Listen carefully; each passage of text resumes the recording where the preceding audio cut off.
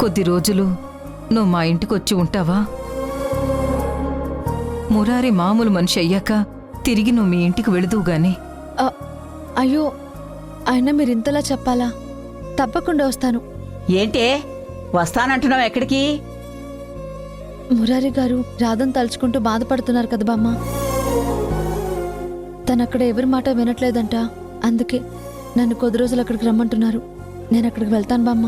సరేలే, ముందు ఈ విషయం నీ మొగుడికి అత్తగారికి చెప్పు. అమ్మ బాను, కావాలంటే ఊర్మిళతో నేను మాట్లాడతాను. నిన్ను పంపించమని అడుగుతాను. అయ్యో పర్లేదండి, అత్తయ్యతో నేను మాట్లాడతాను. నేను తప్పకుండా వస్తాను. ఉంటాను. చాలా సంతోషం అమ్మా. ఉంటాను.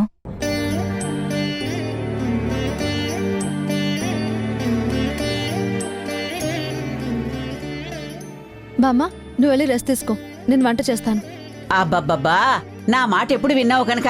కాని కాని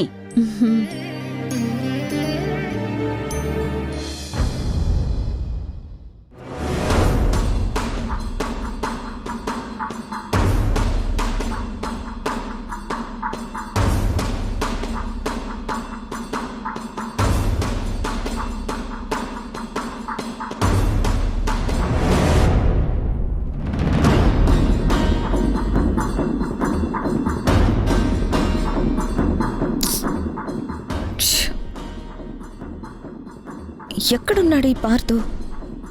నాట్ రీచబుల్ అని వస్తుంది.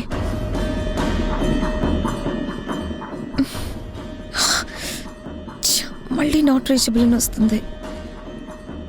ఇక్కడ ఇంట్లో ఒంటరిగా ఉన్నదాన్ని ఎంత కంగారు పడతానో అని కూడా చూసుకోడా? ఏ మనిషో ఏంటో అర్థం చేసుకోడు.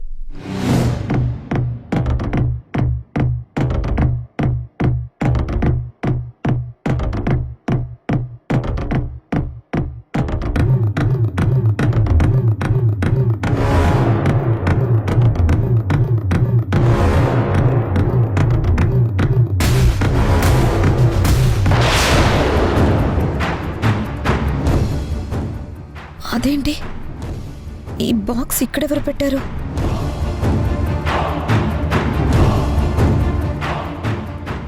ఇక్కడెవరూ వచ్చినట్టు కనిపించట్లేదే. మరి బాక్స్ ఇక్కడెవరు పెట్టుంటారు? పార్తో ఫోన్ ఏమో నాట్ రీచబుల్ అని వస్తుంది. ఇక్కడేమో ఈ బాక్స్ ఉంది. అసలు ఇక్కడ ఏం జరుగుతుంది? భగవంతుడా, నాకు చాలా భయంగా ఉంది. అసలు ఈ ఊళ్ళో ఏం జరుగుతుందో అర్థం కావట్లేదు. ఇక్కడి నుంచి వెళ్ళిపోదామంటే పార్దు నా మాట వినట్లేదు. ఏం జరుగుతుందో చెప్పే పరిస్థితుల్లో నేను లేను. ఇప్పుడు నేను ఏం చేయాలి?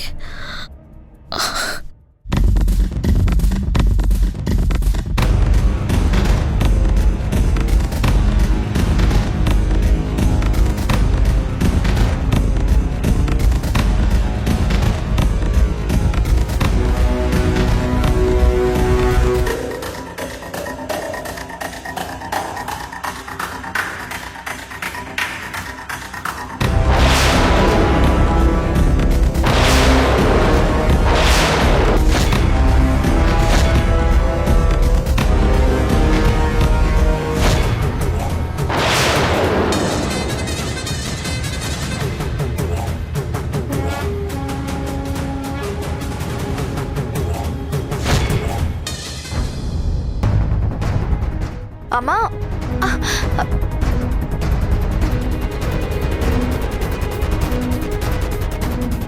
ఏంటమ్మా, నేను అక్కడ మావయ్య దగ్గరుంటే నన్నెందుకు ఇక్కడికి తీసుకొచ్చావు? నీకెలా చెప్తే అర్థమవుతుంది? అసలు నువ్వు తెలివైన దానివో తెలివి తక్కువ దానివో నాకైతే అర్థం కావట్లేదు. ఇప్పుడు ఏం జరిగిందని ఎలా మాట్లాడుతున్నావు? ఒసే పిచ్చి మొహమా, ఇంకా ఏం జరగాలి? రాధ లేదు అన్నప్పుడు మురారికి నువ్వు దగ్గరవ్వాలి. మీ మావయ్యని నువ్వు మార్చుకోవాలి. సత్య నా కోసం ఉందని నా తమ్ముడు తెలుసుకునేలా నువ్వు చెయ్యాలి. అప్పుడే కదా వాడి మనసు రాధ మీద నుంచి మారి నీ మీదకొస్తుంది. మీ ఇద్దరి పెళ్లి జరుగుతుంది. అది నీకెందుకు అర్థం కావట్లేదే? అమ్మా, ఇప్పుడు మావయ్య ఉన్న పరిస్థితి ఏంటి? నువ్వు మాట్లాడుతున్న మాటలేంటి? ఇప్పుడు ఇంతకీ ఈ మాటలన్నీ ఎందుకు చెప్తున్నావు? చూడు, మావయ్యని మార్చుకోవాల్సిన బాధ్యత నీ మీదుంది. అంతేకాని నువ్వు అమ్మమ్మకేం చెప్పావు? బానుని పిలవమని చెప్పావు. మా అమ్మేమో బానుని పిలిచేసింది. ఆ బాను వస్తే నా తమ్ముడు మామూలు మనిషి అవుతాడేమో కాని నిన్ను ప్రేమించినవాడు ఎలా అవుతాడు? నీ వైపు ఎప్పుడు తిరుగుతాడు? నీ ప్రేమని ఎలా తెలుసుకుంటాడు? అందుకే కదా నేను బాను వద్దు అని చెప్పాను. ఇప్పుడు బాను వచ్చి వాణ్ణి మార్చేస్తే ఆ క్రెడిట్ మొత్తం బానుకే వెళ్ళిపోతుంది. అదే నువ్వు మార్చుకున్నావనుకో, మా అమ్మ కూడా ఆలోచిస్తుంది. నా మనవరాలు నా కొడుకుని మార్చింది, వాళ్ళిద్దరికీ పెళ్లి చేస్తే బావుంటుంది అని తను కూడా ఆలోచిస్తుంది. అదెందుకు నీకు అర్థం కావడం లేదు? ఏంటమ్మా నువ్వు మాట్లాడేది? ఇప్పుడు మావయ్య ఉన్న పరిస్థితికి మావయ్య నేను నిన్ను ప్రేమిస్తున్నాను అని చెప్పాలా? అసలు ఆ మాటలు మావయ్య చెవికి చేరుతాయా? మావయ్య నువ్వు లేకుండా నేను బ్రతకలేను అని చెప్పాలా? అదే కనీసం ఆయన వినిపించుకునే స్థితిలో ఉన్నాడా? రాధ కోసం తను ఎలా పరితపిస్తున్నాడో ఇవన్నీ చూస్తూ కూడా ఎలా మాట్లాడమంటావమ్మా? అమ్మా, ముందు మావయ్య మామూలు మనిషి అవ్వాలి, మళ్ళీ సాధారణ స్థితికి రావాలి. ఇదివరకట్లాగా అందరితో కలిసి ఉండాలి. నీలిమ టిఫిన్ చేసిందా? అదేంటండి అలా అడుగుతున్నారు? నేనేం తప్పుగా అడగలేదే. మన ఇంట్లో ఉన్న మనిషే కదా, అందుకే టిఫిన్ తిందా అని అడిగాను. నీలిమ ఒక్కదాన్ని అడగడం తప్పు అంటున్నాను. తన భర్త కూడా ఉన్నాడు కదా, చక్రిని కూడా కలిపి తిన్నారా అని అడుగుంటే బాగుండేది.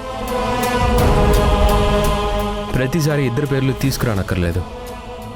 ఒకరిని తిన్నారా అని అడిగితే అడిగినట్టే, తిన్నదా లేదా. ఇప్పుడు కూడా తిన్నదా లేదా అని అడుగుతున్నారే తప్ప తిన్నారా లేదా అని అడగలేదు.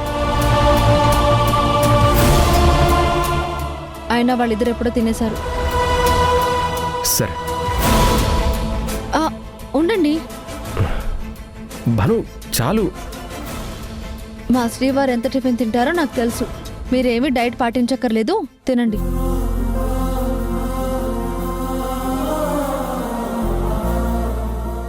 మీకు ఒక విషయం చెప్పాలి.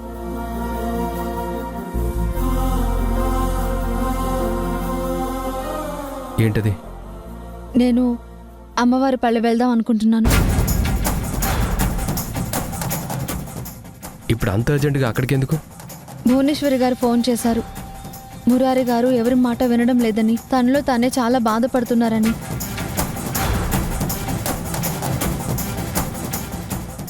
తన ఆరోగ్యం కూడా పూర్తిగా పాడు చేసుకుంటున్నారని చెప్పారు. అందుకే నేను అక్కడే ఉంటే మురారి గారి ఆరోగ్యం బాగుపడుతుందని భువనేశ్వరి గారు నన్ను రమ్మన్నారు. తన కొడుకు ఆరోగ్యం ఆవిడ చూసుకోవాలి, కానీ నువ్వు అక్కడికి వెళ్ళడం ఏంటి? తప్పే ఉందండి. నేను కష్టంలో ఉన్నప్పుడు వాళ్ళు నా వెనకాతలు ఉన్నారు. ఇప్పుడు ఆ ఇంట్లో వాళ్ళ కష్టం వచ్చింది, నన్ను రమ్మంటున్నారు. అందుకే వెళ్ళాలని నిర్ణయం తీసుకున్నాను. నువ్వే నిర్ణయించుకున్నాక ఇంకా నన్ను అడగడం ఎందుకు? మీరు నా మాట కాదన్నారనే నమ్మకంతో ఆ నిర్ణయం తీసుకున్నాను. చూడు బాను, నువ్వు అక్కడికి వెళ్ళటం నాకు ఇష్టం లేదు. మన ఇంట్లోనే చాలా సమస్యలున్నాయి, నువ్విక్కడే ఉంటే సరిపోతుంది.